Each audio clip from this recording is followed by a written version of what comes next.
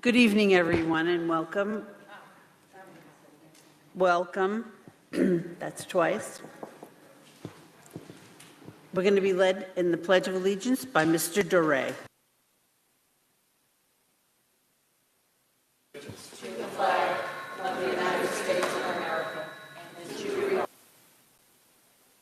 one nation, under God, indivisible, with liberty and justice for all. Please remain standing for a moment of silence.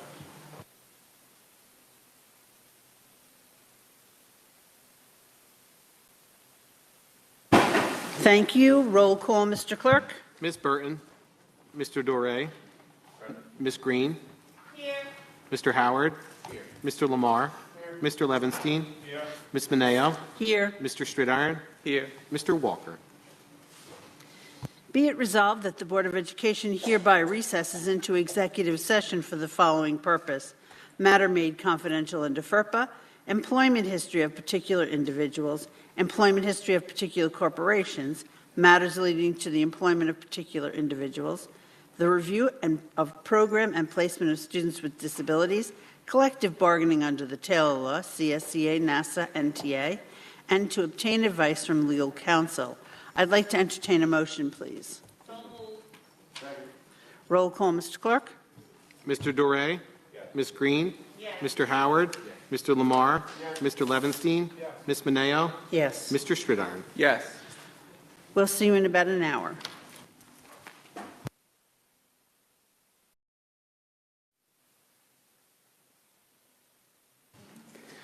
Good evening, everyone, and sorry we're a little bit late. We had a lot to discuss. Board members, I'd like to do a change in the routine. I'd like to have Dr. Manning Campbell's Newburgh message first, and then do public comments on discussion on agenda items and non-agenda items, if that's okay. Can I see thumbs up if that's okay? Thank you. So we're going to go right to our superintendent of schools, Dr. Manning Campbell. Thank you and good evening, everyone. And I'm going to apologize in advance. It's a little bit longer than it normally is, but I think this meeting begs for that. To begin my update this evening, I'd like to recognize some people who have been particularly impacted by the incident that took place. First and foremost, I would like to acknowledge everyone who was at the game and incident that followed, who worked together during a very scary and traumatizing event. We are hearing reports of a 9-year-old ushering his friends and teammates to the weight room to safety, the cheerleaders physically carrying a teammate who was previously injured to safety, football players picking up children to get them to safety more quickly, coaches, supervision staff, and others working to disperse the crowd and usher people to safety, our security and safety team, nearly 20 security monitors, who followed their training, and other staff who were there as spectators who opened the gym doors to get people to safety, ran toward the gunfire to disperse the crowd and assist the victims. One monitor in particular, who is a trained medic, and applied tourniquets to the victims before EMTs arrived on the scene.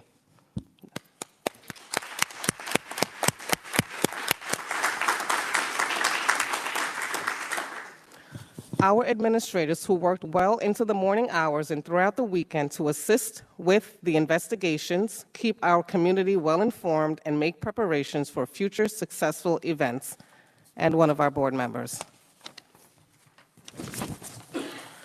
Our critical incident response management teams for pulling together over their weekend to tailor and provide one-on-one and small group support meeting with all of our fall athletic teams and various groups of employees who were present at the incident to help them process the event, and so much more. I apologize if I missed any person or group in particular. I know that this is just a small sample of people who took action to help our scholars when we needed it most. It was pointed out to me today that you can drill these scenarios as often as you want, but you never really know how people will actually react and respond in the moment of an actual emergency. I'm proud to say that our district and our people were prepared.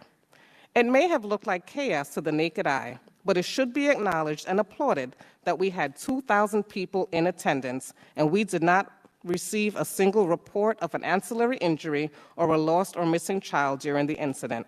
I cannot commend our employees, students, and spectators enough for pulling together and making sure everyone was as safe as possible during a very hectic and stressful time. I thank you. I would also like to commend our student athletes for keeping their heads held high and remaining competitive on their respective playing fields and displaying good sportsmanship off the field. We have been working to adjust various schedules to make sure our athletes are celebrated and recognized, particularly our seniors, on their true home field. Incident details. At this time, I'm going to review some information and share some reflections and recognitions that we have experienced over the last week and a half. Because for me and many people, Friday still has not ended. I want to be very clear about what we know about the shooting that took place on our high school campus on September 30th and what remains under investigation at this point. Before I do that, I want to explain the role of the district when a shooting occurs at a high school. Prior to the event that we were hosting that night, and prior to most events when we are expecting a larger crowd, our Director of Security and Safety and Security, plans staffing based on the amount of people expected and the space of the event. Local law enforcement are consulted and hired to work at some of our events, such as was the case on September 30th. This is not a new practice and has been our protocol for various events for years. I would like to note that we have been told by members of various law enforcement agencies that even having numerous additional police officers is no guarantee that a shooting would be stopped before it happened. We have also been commended by law enforcement and neighboring district leadership for being so proactive in our planning, and we can only guess at this point that our proactivity may have prevented a larger scale incident from occurring. However, we continue to acknowledge that a shooting did occur on school grounds, and we are reviewing and reflecting on how we can continue to improve for the future. I can review what we know at this time. We know that 5 shots were fired as people were exiting the game and entered the parking lot area after a high school football game. At this time, we do not believe the individual or individuals responsible for shooting were present inside the game that night. We know that 3 people were shot with non-fatal injuries. We know that we had 3 police officers on site who arrived at the immediate scene of the shooting within seconds. We know that 13 law enforcement agencies responded to our school within minutes. We know that our security monitors reacted quickly to usher people to safety, apply medical assistance to victims, and disperse the crowd. We know that our security cameras were working and that footage was reviewed the night of the shooting and has been released to law enforcement for continual review. We know that the police have released a request for information that included a photo of 2 individuals taken from our security cameras. We continue to urge anyone with information to call the City of Newburgh Detectives Division at 845-569-7509, and we are thankful for those who have already called in with information to share. We also know that when a few select individuals that make up a minuscule amount of our total population can cause this much disruption in our community, it is imperative that we all take action and say violence is never welcomed here. We were very proactive in securing this event. Response time was significantly minimized because of the plans we had in place. Additionally, and it breaks my heart that this is even necessary, but we conduct lockdown drills to practice for active shooter scenarios multiple times a year, even throughout the pandemic in a modified version. Many of our students took what they learned during those drills and helped each other to get to safety in a quick and efficient manner. We have identified a few physical elements that we hope to update before resuming evening events that attract a larger audience. We acknowledge that we can provide more lighting in some of our outdoor spaces and hope to work with the surrounding community to improve lighting in areas adjacent to the school building. We can always add more cameras to our areas. That work is in the process of being scheduled. We can add more security presence in our parking areas. For clarification purposes, when a shooting takes place at a school, the minute a member of law enforcement arrives, it is their scene. We defer to them. We take direction from them. They are experts in this area, and we follow their lead until they have determined that the incident has concluded and the areas being investigated are cleared. The district supports their efforts and participates in the investigation as needed, but we rely on the hardworking individuals of multiple law enforcement agencies to conduct a thorough investigation. Any further information regarding the investigation will come from them. Response and pause. We have heard from many of our students, families, faculty and staff, alumni, Board of Education members, community members, and visiting community members about the shooting that occurred on our high school campus on Friday, September 30th. We appreciate those who have expressed their feedback constructively with ideas for moving forward in a productive, professional, and respectful manner. With strong opinions, it may be difficult to recognize that others may have equally strong and valid opinions, despite them being opposite from your own. We must take everyone into account. The bottom line remains that we are Newburgh Goldbacks, and we are all on the same team. Many of us witnessed publicly and privately the amount of people from neighboring communities that quickly pointed fingers and looked down at our district, while simultaneously acknowledging that we are more proactive and have better safety measures in place than any other district around. We have to work together for the sake of our children and the sake of our community as a whole. Each and every one of us need to reflect on our own actions and learn to resolve our disagreements and differing opinions in respectful and mature ways instead of resorting to violence, writing toxic messages on social media, running to the press without all the facts, or talking behind each other's backs. These all just serve to create divides with one another and in our community as a whole. We have to work together for our community to move upward. With regard to the week-long temporary pause for hosting athletic events at our facilities, we recognize that this decision was comforting to some and upsetting to others, especially our seniors. Our fear was that had more districts publicly and privately stated that they would not attend competitions at any of our district or community facility hosted spaces, that our children could be further penalized and ostracized. On Friday, we had several administrators sharing our updated protocols with neighboring districts so we could all agree to return home games to our facilities. We also worked to be able to host our senior recognition events at home for our fall teams. We hope that fans will come out to all of our fall sports to show their support for our athletes, acting as role models. I'd like to remind everyone that the district is a microcosm of our larger society. We have policies, procedures, and protocols in place. And we use the Code of Conduct as our guideline for addressing behavior in a fair and consistent manner. This is parallel to how the greater society operates. Additionally, how students and adults alike respond to discomfort should be modeled as how we would react at an event that is not hosted by our school or district. If a student or spectator is feeling uncomfortable at one of our events, a security monitor should be notified. We have a DASA form, Dignity for All Students Act, on the district website that can be filled out by anyone and done so anonymously. The district can only address a concern if we are made aware of it and provided with enough detail to appropriately investigate and apply the Code of Conduct. We take behavior at our events extremely seriously. It is a privilege. As a proactive measure, students must meet certain qualifications to attend. We continually remind our parents or guardians that they must stay with and supervise their children while in attendance at an event. We each hold a responsibility while we are gathered together.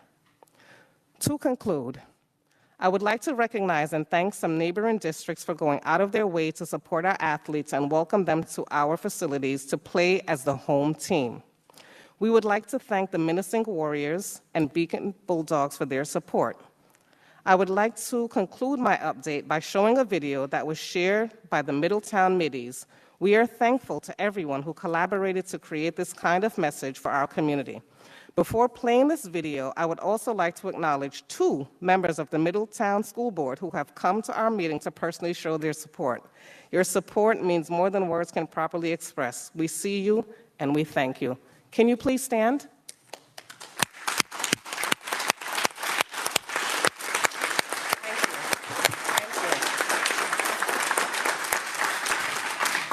Thank you so much.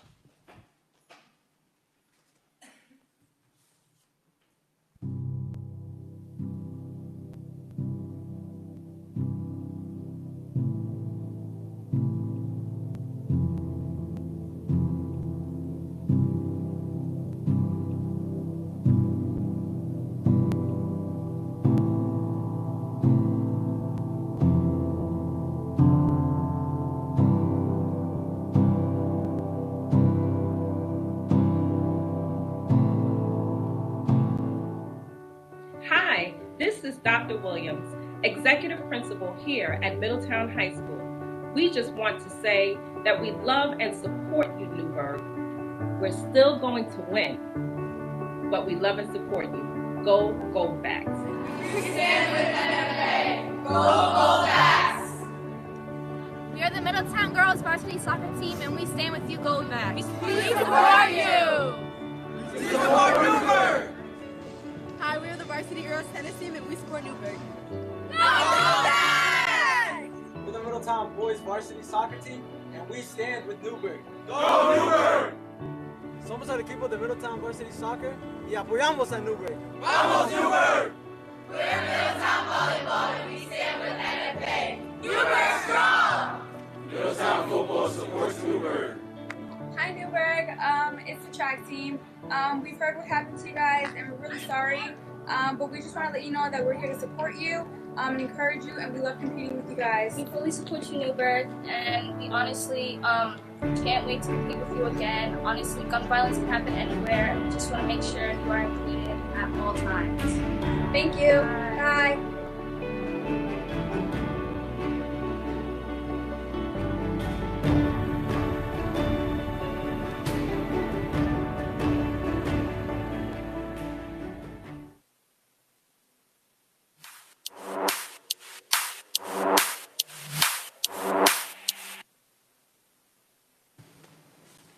Thank you. Every time I watch it, it brings me to tears. Thank you so much. I will definitely second that. Thank you, and it does. I'm almost started tearing up right now, so excuse me. Board members, anything to add? Yes, sir. Well, I hope that our students and athletes learn something from that video, that that's the proper way to act and deal with people, and you certainly can help others at times, and not even realizing sometimes what it means to that group of people. Thank you, Middletown, and we appreciate that. Thank you. Anybody else comments? I have questions about that night, but I don't know if this is the place to. I can't understand what you're saying. Can you? I have questions about that night, but I don't know if this is the slot to bring it up in or not.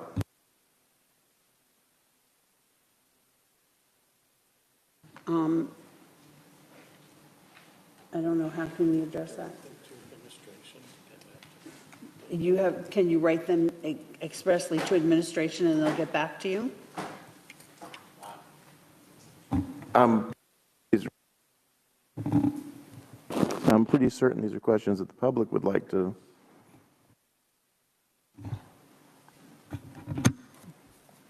I think that thing was the problem.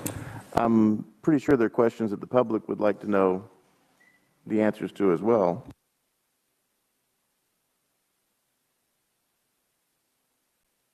Ask questions, or make comments, so we're going to allow them to do that right at this time. Okay, we'll see. Thank you. So we're going to move on, yes? Would you like to speak? Yes. Oh, we're going to step out of the usual for a minute. We have our friends from the Middletown Board of Education. They would like to say a couple of words, and then I'll get to our speakers.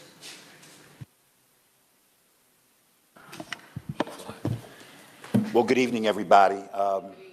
To the our Newburgh family, I am Bishop John Williams from Middletown. I happen to be the immediate past president of the Enlarged City School District of Middletown Board of Education, and I'm here tonight with my colleague, Mr. Vince Crescenzo. And while I'm not here to speak on behalf of the entire board, I'm speaking on behalf of myself as well as the majority of our colleagues. We wanted to come over tonight just to show our support to you. We have been through the last few years of some really trying times and some unprecedented times. And every last one of us have experienced some things that we never expected before, but we're still here. And while we're competitors on the field, I've always stated to anybody that would hear me that we're not competitors when it comes to the education of our scholars and our young people. And the reality is that why our communities are small in themselves or seem large in themselves, really this region is a lot smaller than it seems. We overlap. Many of your scholars overlap with our scholars. I have so many great friends here in this district, some sitting at this table. And so I think that this is a season when we have to be filled with compassion. When you hurt, we hurt. And so we needed to come over just to say that we do support you, we do stand with you, and that this could have happened to anybody, and it could have happened to any one of our districts. The reality is, and I might get in trouble for this in the greater, in the bigger sense of things, but anybody that knows me,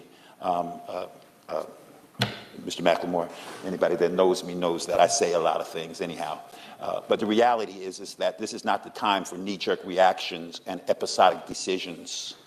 This is the time for us to pause, move with compassion, be strategic, and to show our concern for one another. I'll close with this to each and every one of the board members that's here today.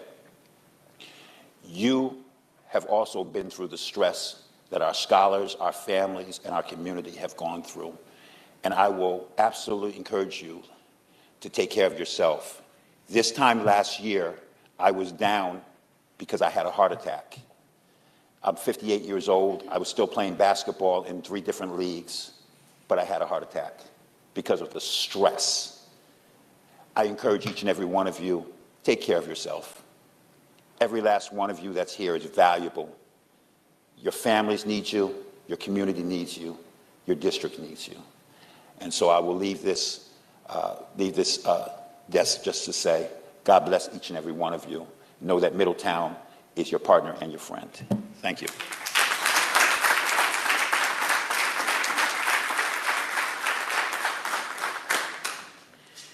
So now we're going to go back to the agenda and the regular routine. Thank you, sir, gentlemen. Thank you. We're now at the section of the agenda for public discussion and comments on agenda items. Nobody signed up for agenda items, so I'm going to join the two. I'm going to put non-agenda items now also. Please refer to the regulations regarding discussion and comment. You're going to have 5 minutes each. Please be mindful of the time. And we're going to start with Ms. Charmer Rainey Blanding. Okay. So then we'll move on. Mr. John Piscatelli? Say it for me, please. Thank you. Piscatella. Hi, John Piscatella, Town of Newburgh. Thank you, Madam President, for allowing us to speak prior to item number 10. It was very generous, and thank you for the kind and for the beautiful words that you spoke. Dr. Manning, thank you. I just wanted to talk a little bit about the story of my family over the past 10 days, just so everybody could get a little perspective on that. On September 29th, I attended the NFA open house for my 9th grade daughter. It was a night of pride. I was so proud of my school. I was so proud of my daughter's program, so proud of the teachers, and so happy with the things that I saw in the mayor's program. I was beaming with confidence the next day as I talked to coworkers about this program. Part of the range of emotions that I've been through in the last 10 days start with horror, anger at myself in some ways, moving on to sadness and to disillusionment. Angry at myself because it was the first time I allowed my daughter to go to a football game by herself. She was with her swim friends, and my wife had to pick her up, and one was on one side of the shooting and one was on the other side of the shooting. And that's just a horrible feeling. You know, one of the great things about being in Newburgh, though, is that you learn compassion and you really learn what it's like to be like other kids. Just the night before, a young child riding their bike was the victim of violence in the city of Newburgh. Living in Bombville, sometimes we forget that. And we needed to be reminded of that, I guess. We want to be compassionate to everybody. But it was still hurtful, and it was still very scary for our family. Moving on to the next day, we found out that sporting events were being canceled. And it certainly didn't help our children. We then found out that other districts were writing, their leadership was writing emails to their constituents and not allowing their children and their students to come to our district. Someone of my background, we've often, whether it's watching MSNBC, CNN, or Fox News, I watch them all. I've heard the term dog whistle. Never experienced it, but I have now. And it hurts. Hurts a lot.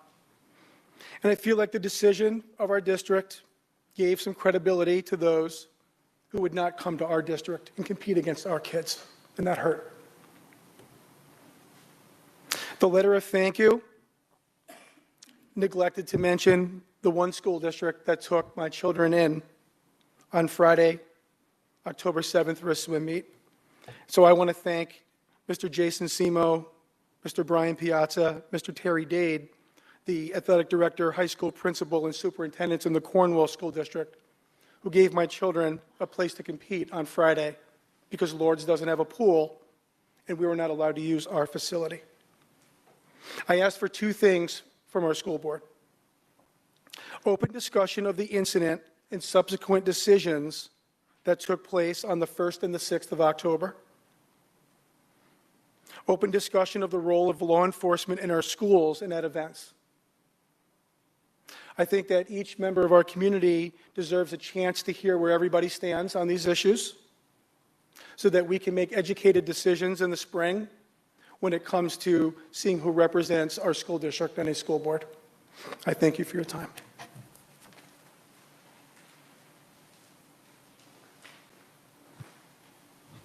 Thank you. Next, we have Ms. Wendy Keller.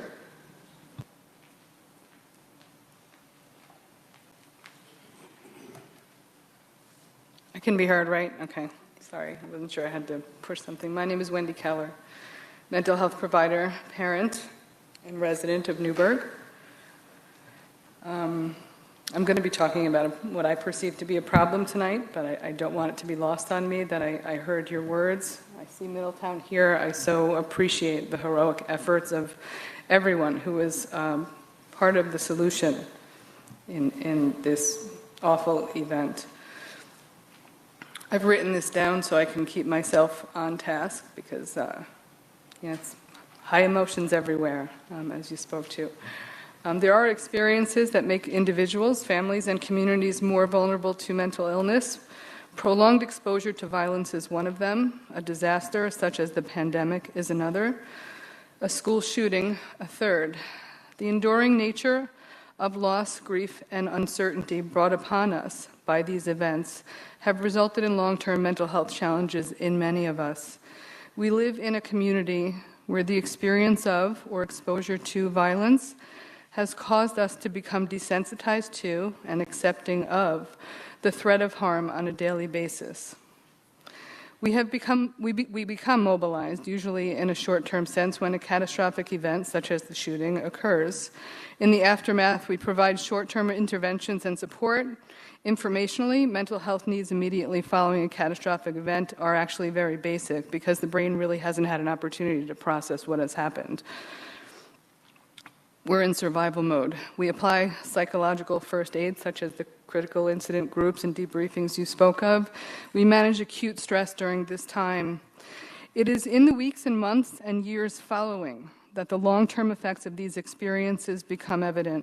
We cannot expect that short-term measures will suffice in addressing or responding to long-term issues relative to mental health and recovery from both the pandemic and the culture of violence that we have learned to tolerate in our school environment.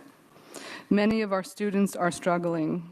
They are anxious, depressed, disconnected, medicating with substances. Our parents and teachers are burned out. Our leaders do not have a template to work from relative to post-pandemic mental health needs. In fact, we don't have experts on post-pandemic mental health. We have people like myself that are learning in real time to be future experts.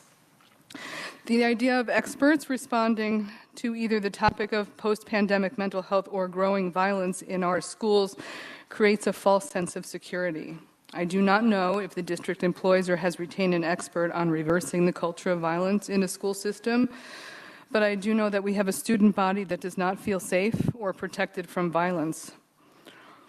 The school and community-based, did I go off? Okay, sorry. The school and community-based mental health system is overwhelmed. If you call the district's recommended 311 number, you'll likely receive brief support and a referral to a provider that has no available appointments to care for you, your child, or your loved one. The anxiety, depression, substance abuse, and trauma-related stress that can be seen in our students, faculty, and leaders is more prevalent and critical than I have seen in 27 years of practice. We need to closely examine the internal resources we have in place in our schools. We can and need to do better. If we do not embrace change and invest in a broader base for mental health support within the schools, we will see more suicides, more overdoses, more violence. This is a pivotal time. It is a time to rebuild. We can make a difference, but we need to act quickly and aggressively. The board has a responsibility to prioritize long-term trauma-informed supports to effectively respond to what has become a measurable mental health crisis. Our students feel alone and disconnected. We need to create and maintain a learning environment that inspires the reestablishment of connection. I am aware of the district's wellness program and services such as special supports available to our students who are identified as suffering with mental health conditions. My concern today is more general and directed toward those not obviously struggling, the walking wounded, if you will. What we have is not enough. The proactive and preventive health measures currently in place are focused on primarily physical and secondarily emotional and mental health. They need to equalize. The evidence-based supports that the district has in place to manage the aftermath of the school shooting are short-term and designed to address acute and obvious stress. We need to address long-term mental health issues, and it needs to be a priority. We need to educate and support our students, faculty, and leaders with services and supports designed to address long-term, less obvious, but critically important stress injuries, such as that which results from long-term exposure to violence or recovery from a pandemic. I have every confidence that the board recognizes the work ahead. I thank you for your time.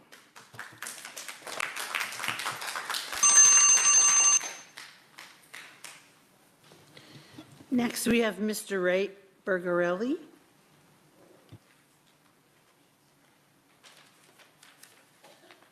Good evening. Thank you for letting me speak. Just wanted to acknowledge Middletown's presence here. Thank you so much for coming here and supporting us. And also, they do it right. Middletown, at the high school, right around September 14th or so, they had a fight on school grounds. I was there a day and a half later with my daughter for her volleyball game at that school, and there was also a football game going on at the exact same time. Their security presence and police presence was outstanding for a fight. There were police cars of different agencies parked 2-3 blocks away, roving patrols. The grounds were very well lit up, and I felt very safe. We had a shooting the day before our incident where a 29-year-old lost his life and a 5-year-old girl was shot, and our security response was lacking severely, as far as I'm concerned. I'm a retired police officer, retired Marine. I kind of know a little bit about security. I didn't really see much there, and I was parked there. I've seen multiple fights in that 75 feet of space, always at football games. I think our response was lacking. And today, being there today, yesterday, in the last 10 days, I've seen no additional lighting. Light units can be rented. Because as a police officer, when we had a shooting, we had an incident, we would rent the lights or we'd position lights in places where they were needed. Cameras. Lowe's and Home Depot have cameras on poles that they rented and put in the lot. So there's easy, quick solutions until we can come a more permanent solution. As far as the additional security, we had a swim meet over the weekend over there, and they were running the students, the swimmers from other schools, through the front of the building. I don't understand how that enhances security in any way, shape, or form. You need more personnel, because my kids are student there. I've got 2 kids there. I went to Newburgh. I don't know how to get from the front door to the pool. So I don't understand how running them from the front of the school all the way to the back, where in the back, set up a tent, set up metal detectors, which we already have in place. That would have been, I think, the proper solution for that. I see the big, failing in all this is just really communication. As parents, we should probably speak up more, talk to you guys, see what we're doing. It's the largest weekly gathering of people in the city of Newburgh, and security was woeful. I was there for half an hour before the game ended, and I didn't understand it. Yeah, that's all I got. Good night. Thank you for letting me speak. Oh, sorry. Just one quick question. I wrote a letter and I sent it out to multiple different agencies. Mr. Lamar is the only one that responded to me. No, that's a lie. 2 people responded to me. Someone from the city council responded to me, absolutely pushing off all responsibility to someone else. But Mr. Lamar put it on his shoulders and says it's his responsibility why this happened. I appreciate that, but in truth, it's all of our responsibilities. But thank you for saying what you did. Thank you. Next, we have Mr. Scott Rausenberger.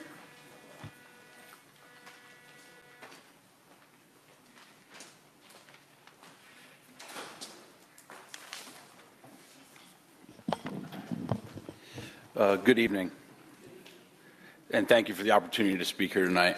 I appreciate it. My name is Scott Rausenberger, and I'm a lifelong Newburgh resident. I was a part of NFA's graduating class of '98 last century. I'm a former Newburgh swimmer and captain of the varsity team back in the '90s. I'm now a father of 3 young boys, 6, 8, and 13, who attend Fostertown Elementary and South Middle School, respectively. I'm a professional sports photographer and attend many of Newburgh's sporting events, both home and away. I've had the chance to witness several local schools' approach to security and safety at many levels of sporting events around the area.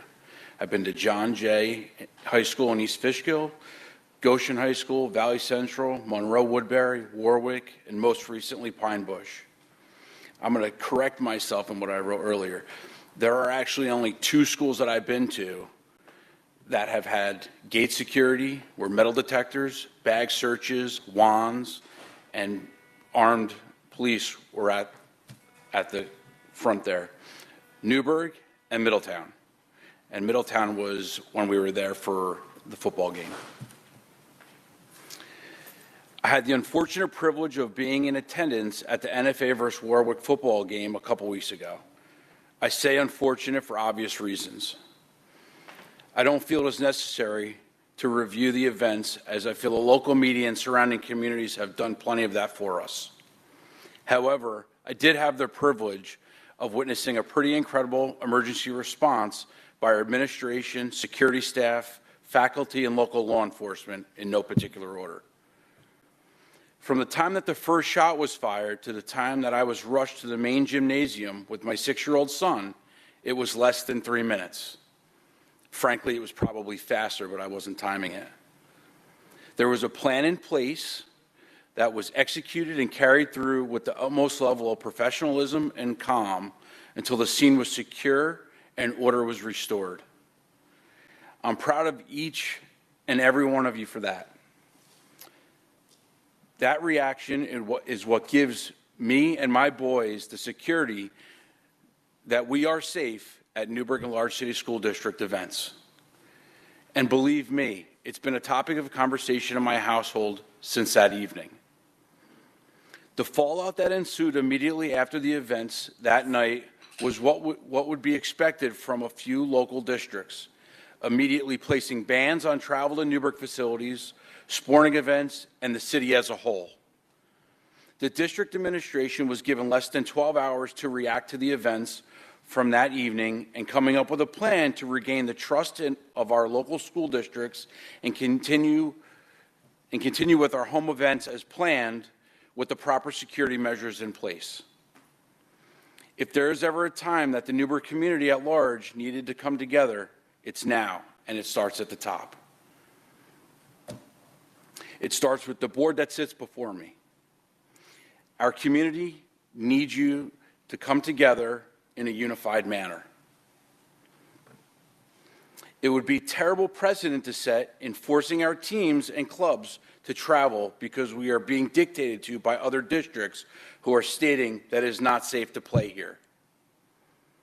The individuals that created the terror that night are the exception and not the rule.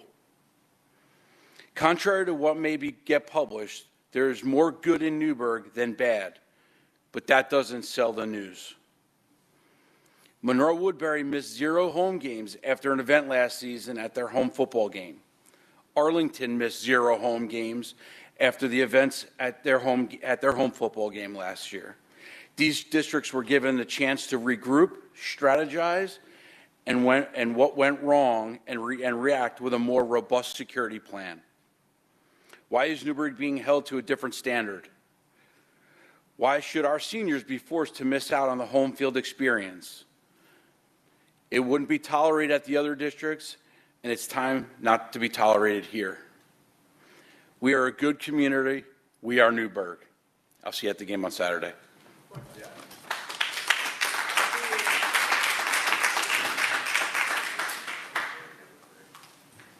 Ms. Katy Martinez.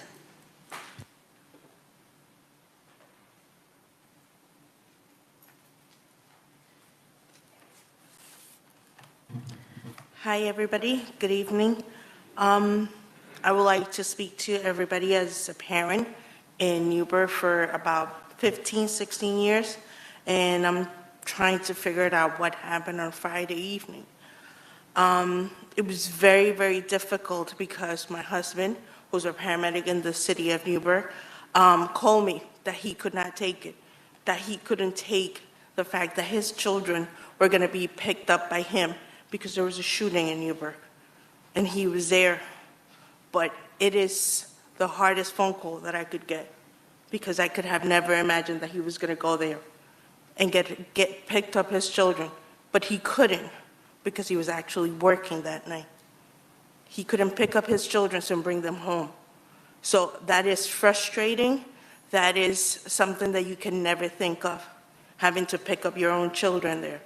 But then again, it happened, and we need to move forward. I also want to talk to you guys about the pause for the athletics event in the district. There are 2 children that I have at home that are in the district. They were traumatized by the unfortunate events from Friday. But at the same time, those 2 children that were traumatized, they were willing to come back to NFA Maine for their practice and their meets. Sadly, my daughter was not allowed to have her meet last week due to the pause. I'm sure it was not an easy decision to make for the person or the people who made that decision. But when you make a decision like that, you did not take into consideration the input of many parents like me. Many parents have made their weekly or monthly schedules based on the home games, and it is not fair. It was not fair to any one of us for someone to decide from one day to the next to change the venue for all the games in the district. I would like to say thank you to everybody that came together, to the districts that have stepped up to help our athletes. Many of our scholars are very close to earning spots for state championship games, but having them go through a roller coaster of emotions, as my daughter described that night, and she continues to describe to me, it does not support them in anything to achieve their goals and their dreams. Thank you.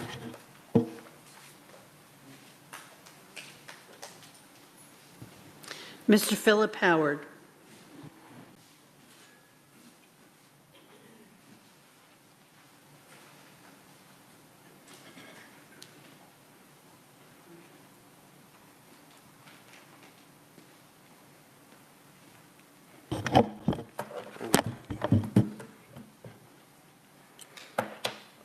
Good evening to all. I would like to say first that I am proud, very proud to be a Goldback.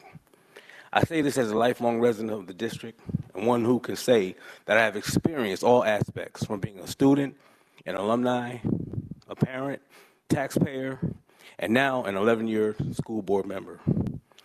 The events that took place after the football game on Friday, September 30th at Newburgh Free Academy Field was something that I never experienced in my entire life and years as a student in this district or parent.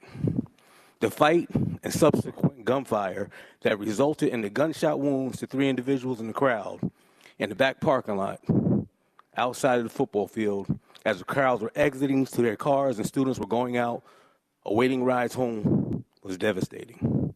The actions of the superintendent and the deputy superintendent that followed were actions and decisions that made me proud to be a Goldback and a member of this Board of Education. I was in that parking lot supporting our Deputy Superintendent, Ed Forget, who was in constant communication with the superintendent on the phone until past midnight. There were over 100 law enforcement personnel on property, searching and making sure that the buildings and property were safe and secure.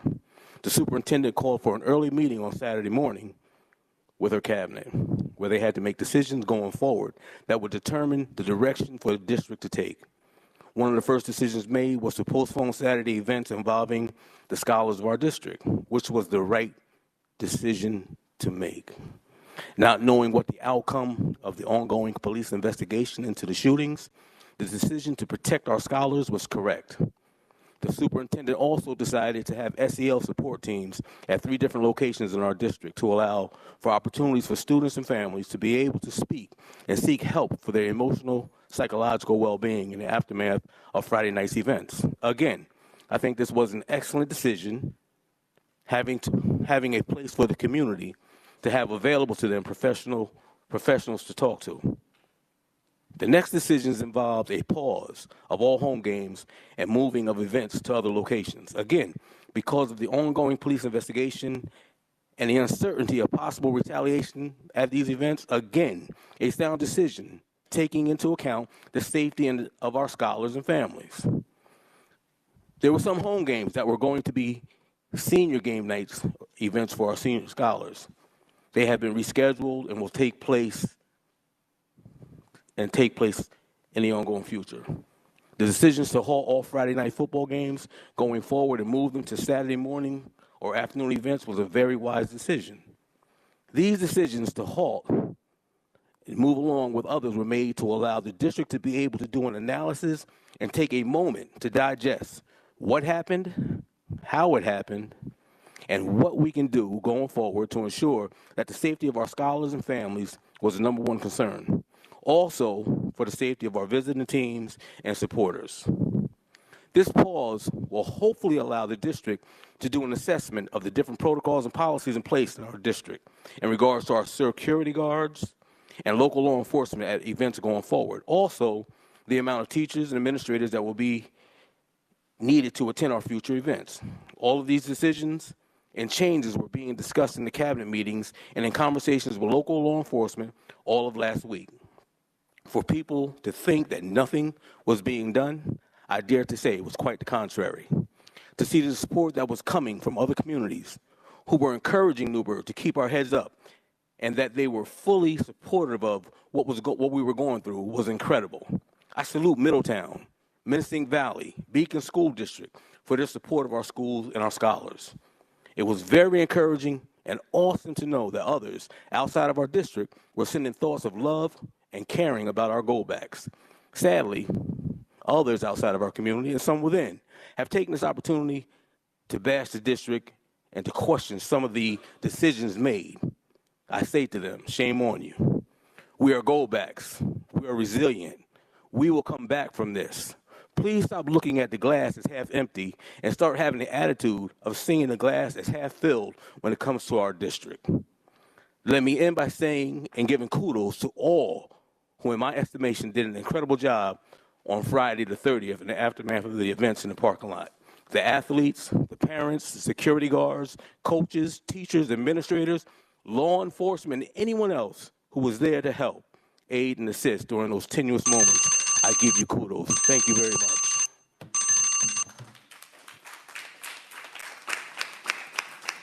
Thank you. I'm going to go back and see if Ms. Sharma Rainey Blanding is with us yet. No, okay. We have a few minutes left. Would anybody else like to address the board? Would you come up and state your name, please? Hi, good evening. My name is Lillian Borgarelli. I have been a parent of 2 children that attend the school district, and one of them is in middle school right now, one of them is in high school. I have participated in the school district as a substitute. I've been a PTC president of one of your elementary schools. I've been always very involved with my kids' life and their friends and their sports. So I want to address the board because a couple of things bothered me. But first of all, I want to say thank you to the Office of the Athletic Director, and thank you to the Superintendent Office that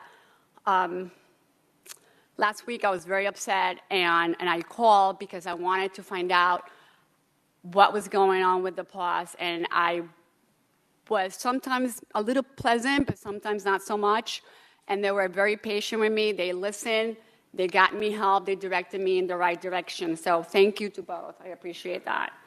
I'm also want to thank the emotional support assistance that you provided to the parents and to the students that weekend after, because I think it was very helpful. And I have a friend who called me, and I think she needed some assistance, and I tried, but she didn't communicate it well, but that helped her. So I do want to say again, thank you for providing that. I want to say that I was very sad about the pause because I feel that the children needed a distraction. And I'm going to speak about my own son. My son was there about 10 feet from where this happened. I'm grateful that my husband was there to call him and his friends into their car for safety. And he was at home the next day, and he was shaky. And, you know, my husband had the great idea to invite his friends over to just do some things, and the next day they went out to the movies, and that served as a distraction, and he explained that he felt a lot better when that happened.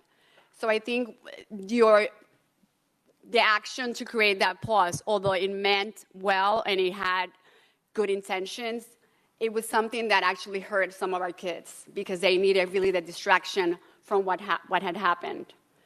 I think the communication between the school and the police and even the city council members, it needs to be better because we're all here, we're stakeholders in the community. And I think that we all need to communicate and make sure that our kids, who are the ones that we're supporting, are taken care of. And it's not their fault, it's not your fault, it's not the police's fault, but we need to work together. And I don't think that that's happening.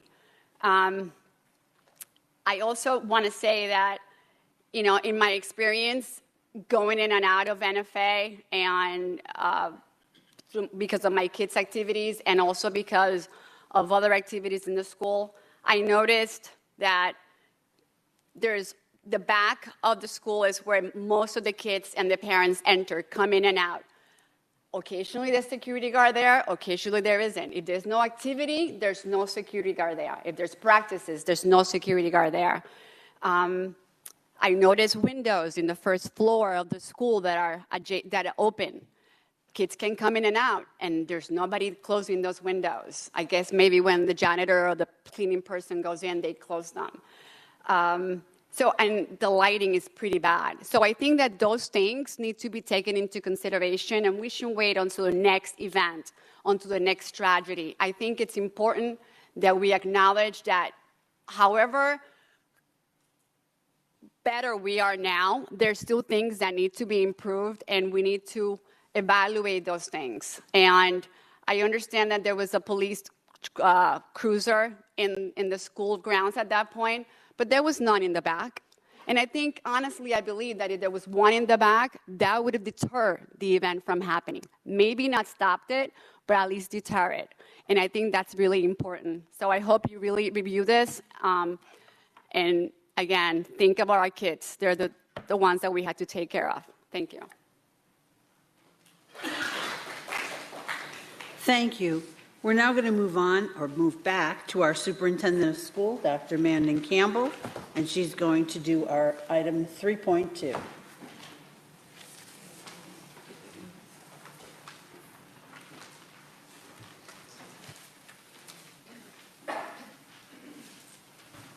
Thank you. We have our external auditor, the BOE Group. Thank you.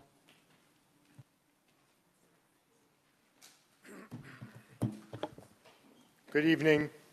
My name is Alan Walther. I'm partner with the Bonadio Group. We are the school district's external auditors. Thank you. Okay, thank you. We are the school district's external auditors. Previous to this meeting, I met and reviewed the audit reports in detail with the audit committee. And for tonight's meeting, I'd just like to give a brief overview of the results of our audit. So the scope of the services, what the services we provide to the school district, our primary objective is to audit the school district's financial statements, and in conjunction with that, we also audit the school district's extra classroom activity fund financial statements. The overall results of our audit, we will be issuing an unmodified opinion on the school district's financial statements. That's the highest level of assurance we can give on your financial statements. We will also be issuing an unmodified opinion on your extra classroom activity fund financial statements. There were no internal control or compliance findings, and we'd also like to thank the business office and all the other personnel that we work with to get the audit complete for all their assistance. An audit is a collaborative effort, and we can't get done what the school district doesn't provide. So thank you. During the year, there was one new accounting standard that was required to be implemented, which was GASB 87. GASB is the Governmental Accounting Standards Board. We work with the school district to implement that. That pertains to the way that you recognize your leasing transactions. Some of the financial highlights of the year: the school district is required to present 2 sets of financial statements, government-wide financial statements and fund-level financial statements. Those 2 financial statements present 2 entirely different pictures of the school district. At your school district-wide financial statement, the school district shows a net deficit of $514 million, and the reason for that is because the school district is required to recognize other post-employment benefits, which are health insurance promises of $763 million. At your fund level, the school district shows a combined fund balance of all its funds of approximately $94 million. The general fund is the primary operating fund of the school district. That's the fund for which, when the voters vote upon the budget, it is the general fund that you're voting upon. The general fund highlights there shows a fund balance of $70 million, of which $55 million is restricted for various purposes. $12 million is unassigned. That is within the New York State 4% limitation. $1.9 million is unassigned. The Capital Projects Fund has a fund balance of $11.7 million. School Lunch has a fund balance of $6.1 million. And your library fund has a fund balance of $3.8 million. The results versus your general fund budget: you had a budget this year that was fully balanced. Your revenue exactly equal expenditures. You did not plan to use any fund balance. The actual results of the budget versus the budget this year was your fund balance increased by approximately $1.5 million. With regard to your government auditing standards reports, again, as I had said previously, no material weaknesses or significant deficiencies in your internal controls, and there were no instances of non-compliance reported. Any questions from the board? Board members, any questions? Yes, Mr. Stradone. Who determines what you auditing? The question is, who determines what we audit? We make those determinations. We audit the school district's financial statements. The school district provides us with their general ledger, their numbers, and then we determine what we audit. Yes, Mr. Stradone. Will there be an audit of the COVID funding? That's the federal and the state COVID money? Yes. When will that happen? Yes, that audit, the federal dollars, that report is not due until March. We're working on that at present, and that will be another report that we will issue. Any other questions from the board? Any other questions? Thank you, sir. Thank you very much.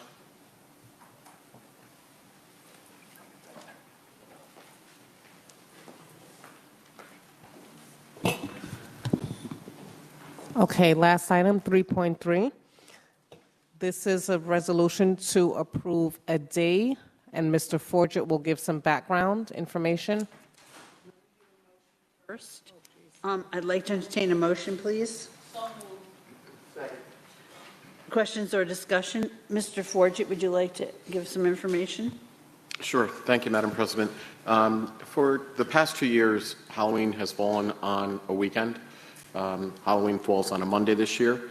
And in the past, prior to the pandemic, we've always done a half day to allow our students to be safely transported home and to be prepared for those that are engaging in activities on that day to safely do that, as well as our staff and everyone able to get where they need to go. So we're requesting a half day in the morning for students and a half day professional development for the educators in the afternoon.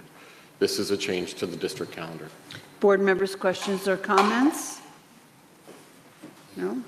Roll call, Mr. Clerk. Ms. Green? Yes. Mr. Howard? Mr. Lamar? Mr. Levinstein? Ms. Mineo? Yes. Mr. Stridard? Yes. Mr. Dore?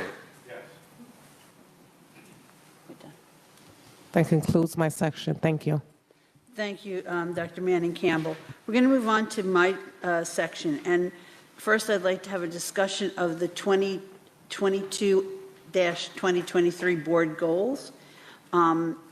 Did everybody get a chance to take a look at them? Does anybody have any comments or any discussion? Yes, Mr. Stradone. So which board members met to create these goals? And I asked everybody. Nobody volunteered, so I worked them out with Mr. McCoy. okay, so No. is it possible these can be revised? They don't have to be voted on tonight, do they? No, it was discussion tonight. So if you have a comment, bring it up now. Would you like to? And then we can decide if everybody wants it. I would like to add safety and security as a main goal of the board, ensuring that we make decisions as a board to ensure the safety and security of everyone in our district. So would you write something up and send it to me, and then we can add that if everybody agrees? And I believe that that's a very valid thing to add. As far as number 1 is concerned, when will we decide what the instrument is to evaluate the superintendent? Once we do our goals, Dr. Manning Campbell does her goals, and then she has to give us, she will decide what rubric or what format she would like to use for her evaluation. That's in her contract. Okay. And as far as the goals, it doesn't mention anywhere about reading, math. I really think we should focus on results. It talks about culturally responsive curriculum, and it talks about anti-racism ideology. That needs to be woven into results.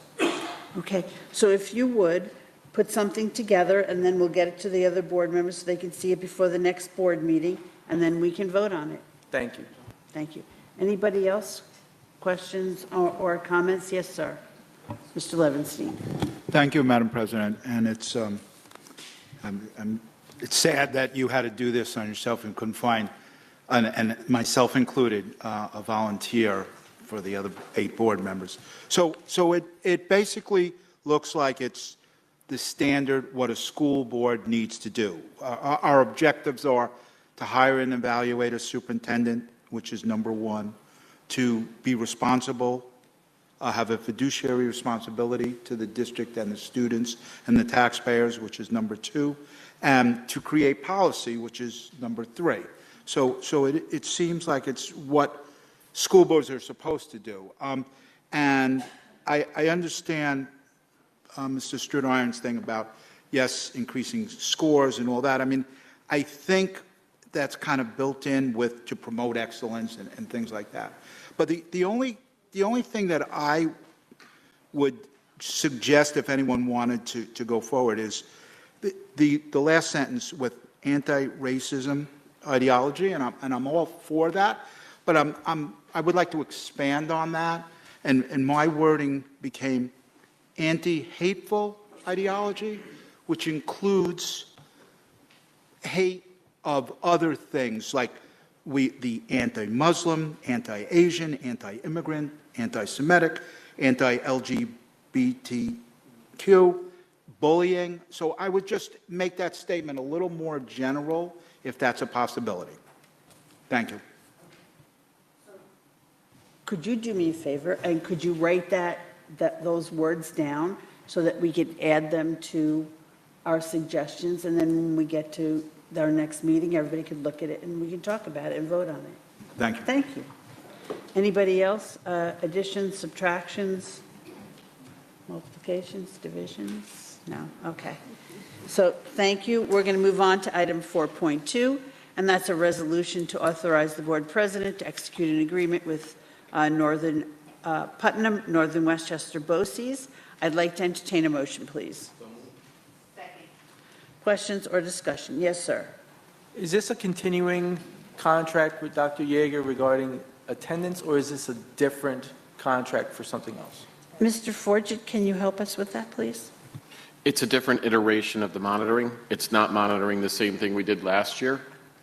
It's monitoring, it's more auditing compliance with the policy 5411 eligibility. So it's auditing to make sure that we are doing what was stated in the policy, as opposed to guiding us and assisting us with the creation of systems through that policy.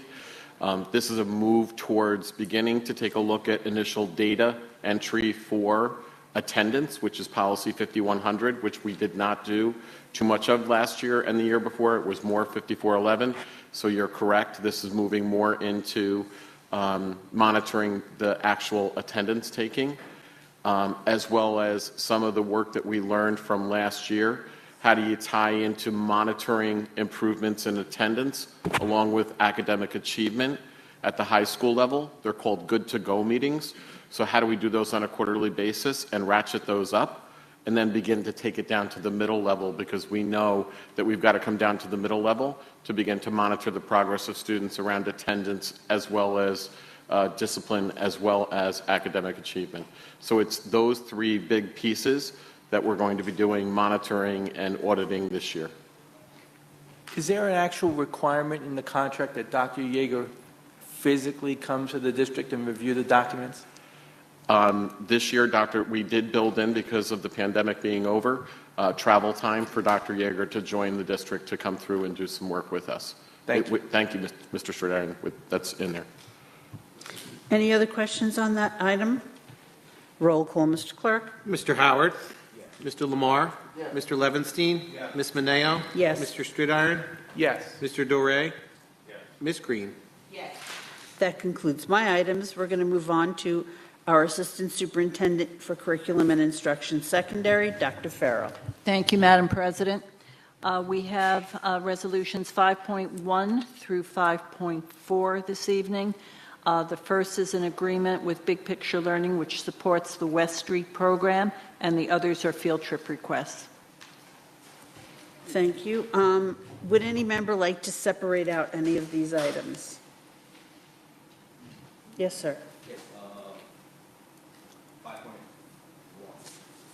You want to separate out 5.1? Yes. Okay. Anybody else separate out anything else? I'd like to entertain a motion on 5.2 through 5.4. Questions or discussion on those items? Roll call. Yes, sir. Just a quick question on 5.4. It's talking about the Promethean boards. Do we know the status, the working status of all the Promethean boards in the district, and do they all work right now? The Promethean boards are all functional, and as they become non-functional, when they do, they are immediately repaired or replaced. When does the warranty expire on the Promethean boards? I will pass that to Dr. Peterson. Ms. Peterson. I apologize. I don't have that DR yet. So the Promethean boards in the district are under warranty for 5 years. So we have about 2 years left on that contract. Radex is a management services contract that allows us to update our Promethean boards all at once. This is extremely helpful in buildings like NFA where there's over 200 plus boards. We have been trying to update and maintain our boards to make sure that they're operational and functional for instruction. We do have teachers placing help desk tickets, but things like HDMI ports and cords and different things, we've started to try to come up with a management plan to make sure we have all the different wires that are needed. Sometimes they walk, but we're trying to make sure that we keep our supply and inventory together. You have a continuation? Just a follow-up. Go ahead. So is there a plan in place when the warranty expires so we can ensure that as long as they're working in the way they should be for educational purposes, to ensure that they are continued to be used and functional? Peterson? So the board may or may not know, the way that we funded our Promethean board project was by the Smart Schools Bond Act. It is an extremely costly venture to replace every Promethean board. We are trying to make sure that we utilize the rest of our funds allocated within that project to make sure we at least have functional boards. We do warranties, updates, different things with Promethean to make sure that we can keep our boards in the most working order. It's something fiscally that we need to explore because it is an expensive project. And we also have to look at the utilization of the boards throughout the district, whether it's on elementary, middle, or in high school level. Who is using the boards? Is it really instructionally sound to have them? Should it be in just places before we fund such a large-scale project again? Thank you. Board members, any other questions on those items? Roll call, Mr. Clerk. Mr. Lamar? Mr. Levinstein? Ms. Mineo? Yes. Mr. Stridiron? Yes. Mr. Duray? Ms. Green? Yes. Mr. Howard? Yes. Let's go back to item 5.1. I'd like to entertain a motion, please. So move. Second. Questions or discussion? Mr. Howard? Madam President, yes. So I looked at last year's contract with Big Picture Learning. I'm a big fan of what they do over there at NFA West and the programs that they offer and the assistance that they give to the program over there.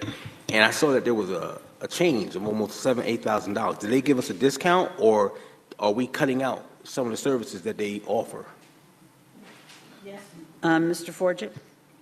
Mr. Howard, we were notified that they did not expend all the funds that were paid last year, so they wanted to roll those over. We asked for a credit, and we worked with council to adjust the way we are operating with Big Picture. So now we're paying on a quarterly basis for services rendered rather than paying up front. So we modified and adjusted that contract this year because I didn't understand why we had a $7,000 credit at the end of the year. It just, when I researched it, we were paying up front in the beginning of the year for all the services throughout the year. We corrected that this year. Now we're going to get services and then we pay every quarter. So everything that was offered last year as far as PD and all of the work that's being done, or we will still get that work over there? The work continues. Yes. Thank you very much. Yes. Thank you. Any other questions? Yes, Mr. Lamar. I know that West was set up as a Big Picture school under their sort of formula, the way that it all works. I'm just curious, is what they provide something that we could eventually do internally once we really have an understanding of the structure of the way it all works? Is there any reason that our administrators and our educators couldn't just do the same thing that they're walking in here doing? Dr. Farrow? I would like to say yes, but I don't think so. I think the support that the organization provides to West Street and the outreach and the collaboration that they help develop for professional development is something that we cannot replicate at this point in time. Moving forward, modifications of a similar program perhaps, but I don't think in the short term I've been in the district that we are prepared to do that now and expect the same results as we have. Mr. Forget, would you concur with that, or would you Mr. like Forget. to add something? Thank you, Madam President. I think Dr. Manning Campbell and I would love to invite some of the new board members over to do a tour of West to see and feel the excitement in that building for these particular students. You actually have to see it and feel it in order to say, wow, this is why we need it. So anytime you would like to visit, give us a call and we'd be happy to meet you over there and take you through it. Mr. Baer? Thank you, Madam President. So a large part of the expense, as you see in the contract, is for the conference they do annually. I attended that conference in Atlanta, Georgia, maybe about 4 years ago. It's amazing. It's all kids. It's a kid-run conference. So our kids get to go and travel and be part of this idea that children get to run or young people get to run their own conference, talk about the experiences in their own districts, get ideas from each other. So let's say $11,000 worth of expense right there. It's more than worth it. These kids get up on stage in front of thousands of people and demonstrate how this program has essentially changed the way they learn. Mr. Stradone? I believe in September there was, or maybe it was during the summer, there was an approval for the conference, and there was like 11 people that went. So these 4 people here, are these for the students to go or the staff? Because I believe the expense was about $28,000 for the conference. Dr. Farrow? Is that a requirement? It encompasses only staff members for training and professional development. Student activities are separate and apart from this particular activity. So what was the vote back in September or late summer for a conference in, was it Miami? I'm trying to remember where it was. I think in the contract, they have 4 spots that must go to the conference, and that's paid for in the conference. So we didn't pay for them again when they went in the summer. So is that a requirement? Yes. Besides sir. the 4, it's a requirement that the other people go to the conference, or it's not? It's a requirement that at least 4 go. Isn't that true, Mr. Howard? Thank you. Any other questions or comments on this item? Roll call, Mr. Clerk. Oh, sorry, go ahead. I'm sorry. It's required that the 4 members do go, but it's highly suggested that other teachers and instructors from the building go so that they can be a part of that experience every summer. Because as Christopher said, the experience is incredible, and it's something that, you really want our teachers and the administrators that go from that building to be a part of, because they bring that back to the building and turnkey with the kids, and the stuff that they learn during those programs in the summer and share with the children and make part of the programs over there is incredible. And like I said, I encourage all board members to just take a walk over there, go over there, and just see the work in that building with those young people. It's incredible. The support that this organization brings to West Street and to our students and our staff is remarkable. They are among the most articulate, self-possessed, self-effacing, and supportive students that I have ever met in a high school experience. And I've been doing this since 1969, which is a very long time. I witnessed them on many occasions since I've been back in the district, demonstrating a level of maturity and self-possession that is unsurpassed at that age level. For example, when the Bruderhof was there doing Our Brother's Keeper, which is a very emotional program talking about suicide prevention and supporting one another and the power of forgiveness, these students introduced themselves to total strangers as a group. They talked about their college aspirations. They talked about how they supported each other in times of crisis. That's unheard of. It really is something you have to see and feel. Dr. Manning Campbell, you have a comment? I wanted to really echo that. I had an opportunity to go there with one of the regents, Regent Wills, and she was also blown away by the student presentations. But to say that we can continue to go to the conference, it changes based on scenarios and situations. So it's always better for us to go and arm our toolkit and get more resources to support our students. Our scholars need to see that we're able to differentiate with what we provide for them moving forward. And it helps with the teachers. It gives them another opportunity to also sharpen up. They do an amazing job there. Please, if you want to go, just let me know. Anybody else? Comments, questions? Roll call, Mr. Clerk. Mr. Levinstein? Yes. Ms. Mineo? Yes. Mr. Stridiron? Yes. Mr. Doré? Yes. Ms. Green? Yes. Mr. Howard? Yes. Mr. Lamar? That concludes my portion of the agenda. Thank you, Dr. Farrell. We're going to move on to our Assistant Superintendent for Exceptional Learners, Mr. Bayer. Thank you, Madam President. Exceptional Learner Division has item 6.1, recommendations from the CSE, CPSC committees for the board's consideration. I'd like to entertain a motion, please. Questions or discussion? Roll call, Mr. Clerk. Ms. Mineo? Yes. Mr. Stridiron? Yes. Mr. Doré? Ms. Green? Yes. Mr. Howard? Mr. Lamar? Mr. Levinstein? Madam President, we would like to add one item if possible. Sure. Mr. McCoy, can you read that item, please? Yes, ma'am. Be it resolved that the board hereby approves the settlement agreement dated October 2022 in the matter of student with a disability, student number 101122. And be it further resolved that the superintendent of schools is authorized to sign this settlement agreement on the district's behalf. I'd like to entertain a motion to add this to the agenda. Roll call to add, please. Mr. Stridiron? Mr. Doré? Ms. Green? Mr. Howard? Mr. Lamar? Mr. Levinstein? Ms. Mineo? Yes. I'd like to entertain a motion, please. Questions or discussion on this item? Roll call, Mr. Clerk. Mr. Doré? Ms. Green? Mr. Howard? Mr. Lamar? Mr. Levinstein? Ms. Mineo? Yes. Mr. Stridiron? Yes. Thank you. That concludes my items. Thank you, Mr. Bear. We're going to move on to our Assistant Superintendent for Finance, Ms. Roaring. Thank you, Madam President. The Finance Division presents items 7.1 to 7.12 this evening for routine consent. Would any member like to separate out any of these items? Okay. I'd like to entertain a motion, please. Questions or discussion? Roll call, Mr. Clerk. Ms. Green? Mr. Howard? Mr. Lamar? Mr. Levinstein?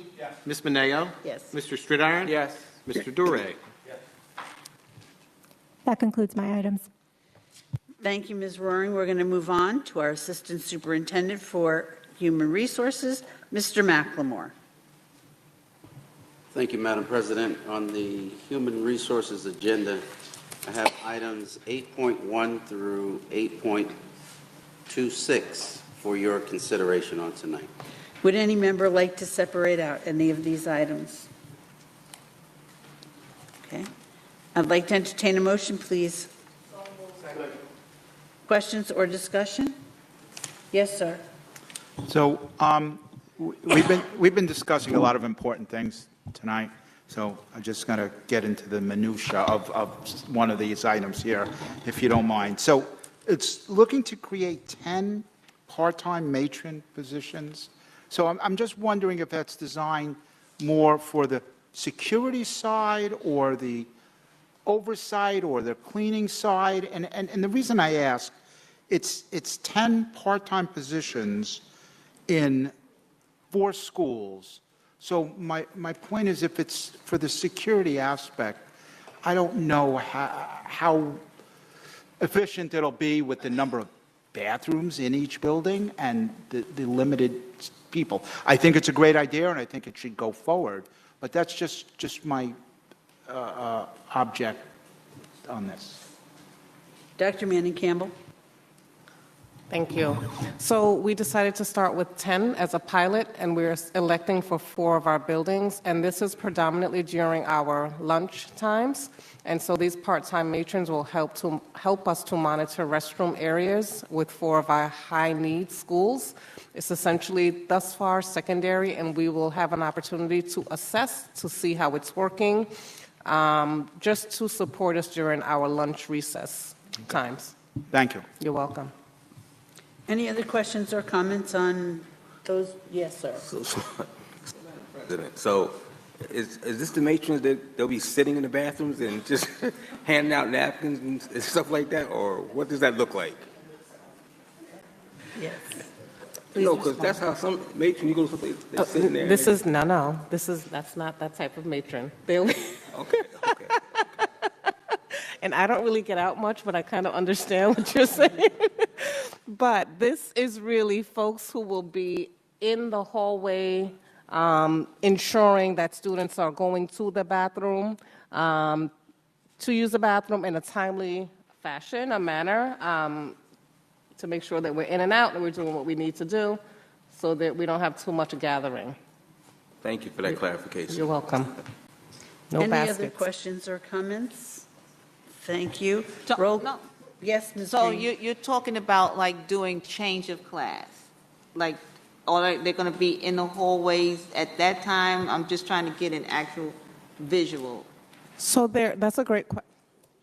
It's a great question. It's generally during lunchtime, so they'll be by the cafeteria areas and the bathrooms the students use there. Okay. Okay? Thank you. You're welcome. So, Madam President? Yes, sir. I think that's a great idea, because I think a lot of the activities in some of our high needs areas, these incidents that do happen in bathrooms, they do congregate. I think that it helps move, facilitate the traffic, not allowing too many children to be in the bathrooms at one time, make sure they're in there using the bathroom and getting out and not doing other things. I think that's a great idea. I'd like to hear how the evaluation will be and if we can, use them elsewhere, because I think it's a good tool. Okay? Roll call, Mr. Clerk. Mr. Howard? Yes. Mr. Lamar? Yes. Mr. Levenstein? Ms. Beneo? Yes. Mr. Stridiron? Yes. Mr. Doré? Yes. Ms. Green? That concludes my items, Madam President. Thank you. Thank you, Mr. McLemore.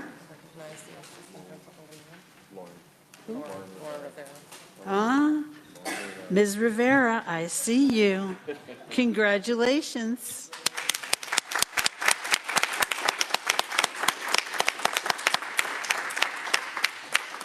I see your little boys and your young man and your little boy. Very nicely behaved. Thank you for coming. Nice. Good luck at North. It's going to be good. Okay. We're going to move on to the clerk of the board, Mr. McCoy. Thank you, Madam President. I have the approval of the minutes from September 20th and October 3rd. Would any member like to separate out any of these items? Thank you. I'd like to entertain a motion, please.